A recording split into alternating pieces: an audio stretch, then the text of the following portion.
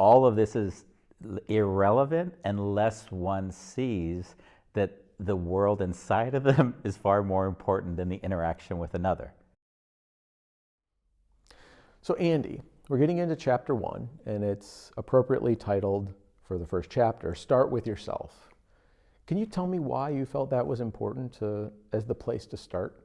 Yeah, part of the book was an iterative process, and as I was writing through the communications basics, it hit me like pop in the face. All of this is irrelevant unless one sees that the world inside of them is far more important than the interaction with another.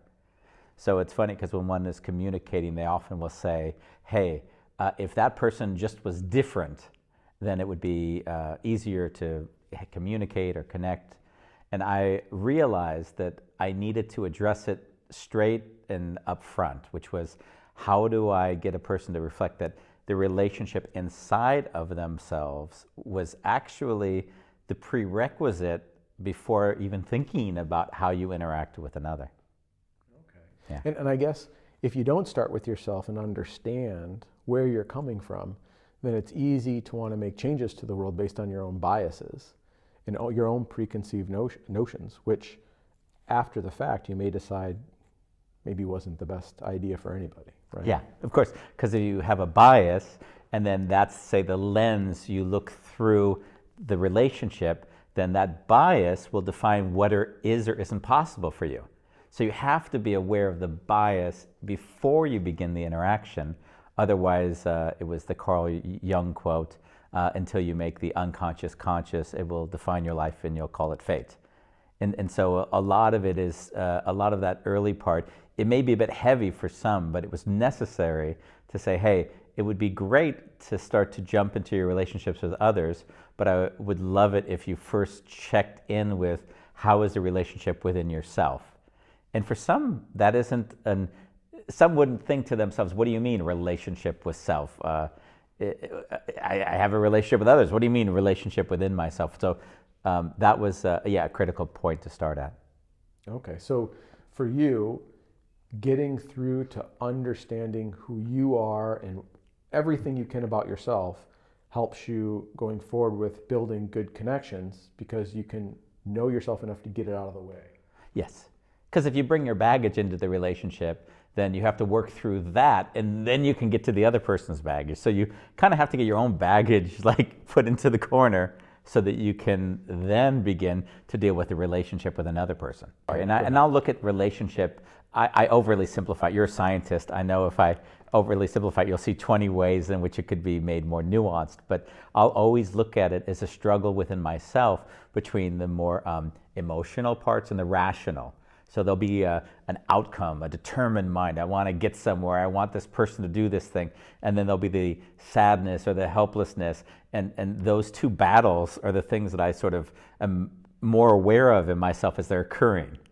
So I don't let the fact that the person isn't doing what I would want them to do to turn into blame. And that's one of those things where if you don't feel and understand that, then that'll bleed into the relationship. And that's why we focused on it in this chapter. Got it. So I know in later chapters we're going to talk about your biases and your triggers and your assumptions and all that other stuff. Yeah. How does the exercise in this chapter specifically help you prepare yourself for what's to come? Yeah, it was interesting because I took the kind of the 4 layers, which a lot of people will see, which the first layer would be the behavior. So the thing I see you behaving to me. So now you might smirk a little or nod your head. So that's the behavior I view. And often we'll see the typical iceberg. So that's the top of the iceberg.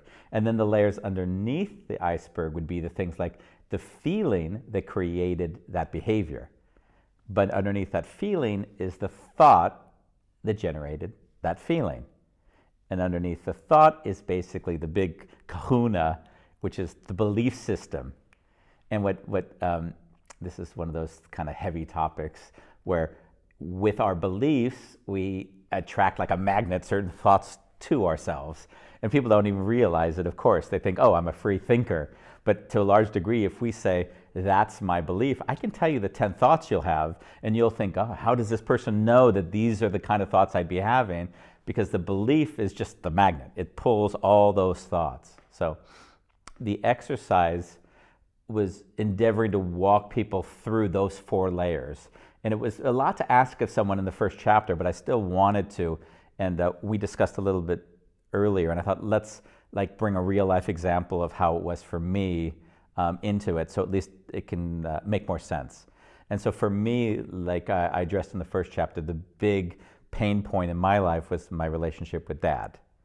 And so because of that, the thing that the behavior would show up was that I would shut down. And that caused great struggle with my dad, because when I shut down, he felt it and he got even more angry. But I would shut down, and the shutdown was the behavior that he witnessed and that I obviously exhibited. But underneath the behavior was that feeling, and the feeling was hurt. The feeling was just utter pain, and that would, of course, be the feeling. But the thought was that my dad doesn't see me. Yet he doesn't see me. My dad doesn't see me. So that was the thought that kept playing. And then that bottom belief was that he just didn't really love me. I mean, even as I said now, I could cry, because there's always a feeling of that pain that you can connect into if you allow yourself to go there.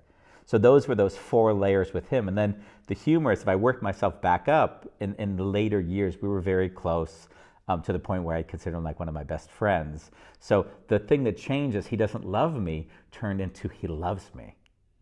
And then what happened, we have the same discussions, but as the belief underlying all of it was that he loves me, the thought might come up, if he did a similar behavior that would have triggered me before, would be, oh, he just is incapable there.